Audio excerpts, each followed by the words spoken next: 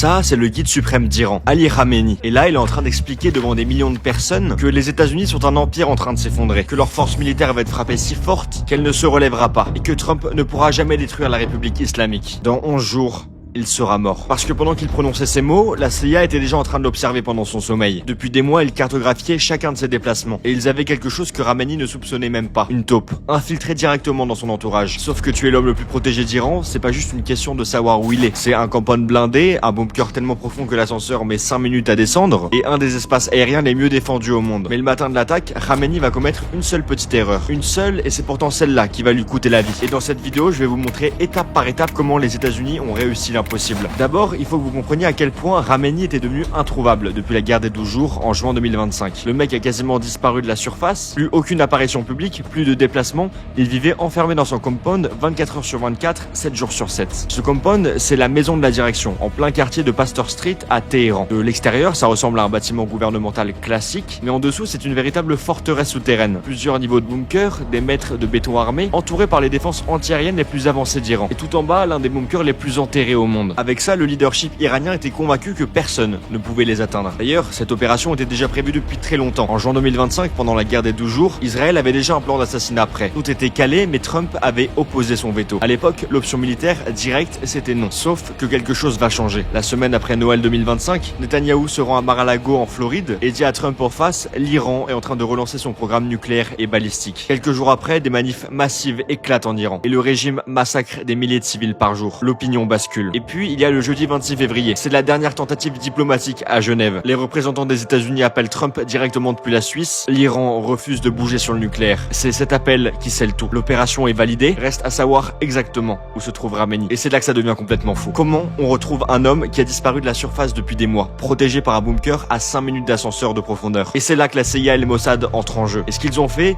c'est littéralement un scénario de film. Sauf que c'est bien réel. Et ça se passe en 3 niveaux. Le premier niveau, les satellites. La Space Force américaine a déployé des satellites en orbite basse qui captaient les communications chiffrées du régime. Chaque déplacement, chaque appel, chaque réunion était intercepté. Deuxième niveau, les caméras. Et ça, c'est quelque chose que quasiment personne ne sait encore. Israël avait piraté la quasi-totalité des caméras de surveillance de Téhéran. Pas depuis quelques mois, depuis des années. Les images étaient chiffrées et transmises en temps réel à des serveurs à Tel Aviv. Il y avait même une caméra positionnée avec un angle précis qui permettait de voir où les membres du leadership se garaient chaque matin. Et grâce à des algorithmes, ils ont constitué des dossiers complets sur tout le personnel de sécurité, adresse, planning, trajet, qui escortait qui et quand. Troisième niveau. Et c'est celui-là qui change tout. La CIA avait un agent humain, une taupe infiltrée directement dans l'entourage de Khamenei, un espion au cœur même du régime. Et c'est cette source qui a confirmé que la réunion du samedi matin allait bien se tenir, et que les hauts responsables iraniens convergeaient tous vers le compound. En parallèle, la CIA désactive directement des composants d'une dizaine d'antennes relais autour du compound. Concrètement, quand quelqu'un essayait d'appeler, son téléphone affichait occupé. Toutes ces données convergent vers une seule info. Le samedi 28 février au matin, Khamenei sera présent au compound, avec tout son état-major. Nom de code israélien, Roaring Lion. Américain,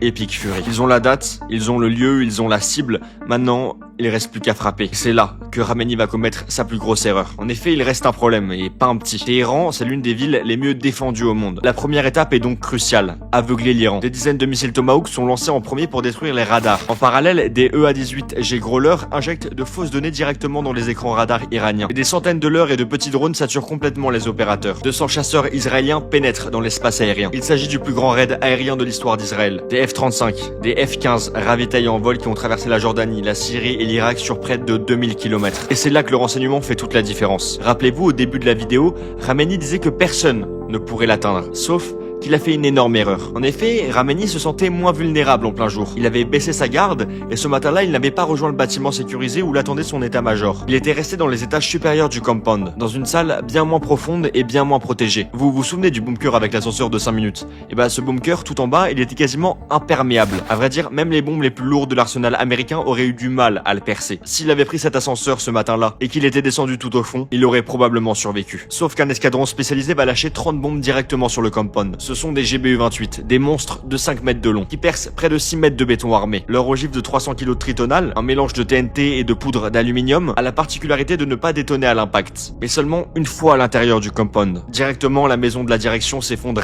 intégralement sur elle-même. Les 3 sites du compound sont frappés simultanément. Time on target. Chaque bombe, chaque missile arrive à la seconde près. En une seule minute, 40 commandants et hauts responsables du régime sont éliminés. Après les frappes, c'est le chaos total. L'Iran nie en bloc, le porte-parole dit que Khamenei est sain et sauf. Ils Ils affirment même qu'il dirige les opérations depuis le terrain. Sauf que Netanyahou annonce qu'il y a des signes croissants de sa mort. Trump enfonce le clou et le silence de Téhéran devient de plus en plus lourd. Finalement, le 1er mars à 5h du matin, l'Iran cède à la télévision d'État. Le présentateur est en larmes, le mot tombe.